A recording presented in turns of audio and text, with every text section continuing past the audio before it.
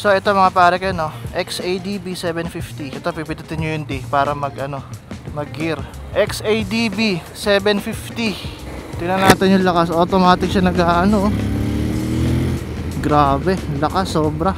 Ang galing, automatic siya nag-change ng gear.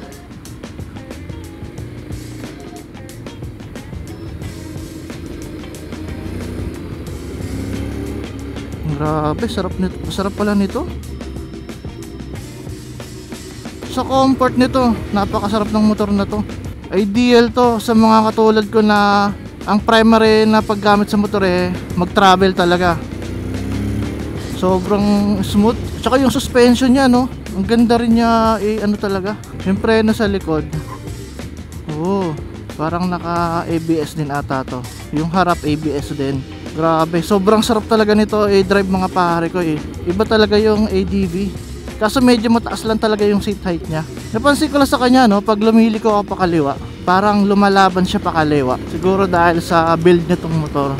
Iba-iba kasi motor, iba-iba talaga yung feel kapag kino-corner natin or binabanking natin Yung mode pala nito naka-sport mode. Pagkakaalam ko pwede nyo rin ito i-manual. Kung ayaw nang mag-automatic, pwede kayo mag-manual dito. Grabe, automatic. Nagugulat ako minsan kasi automatic siya nag-change ng gear. Yung lower body ko, grabe, napaka-komportable. Tapos yung upper body ko, sobrang upright. Try natin dito, paikot-ikot tayo sa akon. 1 2. Baka na naman na banking. Dito naman. Meron ba ditong Ay wala, sayang. Wala yung mga kaldag-kaldag. Matesting sana natin suspension. Kasi yun yung pambato ng motor na to kanyang suspension. Yun pa naman yung napakaganda gamitin sa mga long ride. Pero sa mga ganito kahit sabihin mong 750cc siya, yung pag maneuver natin dito, grabe, ang sarap. Para lang din kayo naka low displacement. Kaso nga lang talaga medyo mataas lang yung niya, yung seat height. Pero pag naka under na kayo, wala nang problema.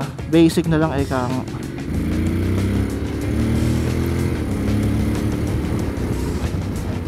grabe, automatic nagbabawas. Tapos ang ganda pa ng niya, instrument panel niya, TFT display. Kahit ganitong tirik yung araw kitang kita ko pa rin yung display niya. Ang nagustuhan ko pa dito sa motor na to, pwede siya nyo i-extend yung paa nyo. Ayun pwede nyo iunat kapag nangawit kayo, nakaunat ng ganyan yung paa nyo. Sana nakikita nyo mga pare ko Grabe, ang sarap talaga nito dalhin. Ayan, parang babalik na ata tayo. Try natin yung CLX 500. Pag in-neutral siya, pindutin nyo lang din yung N, tapos kill switch.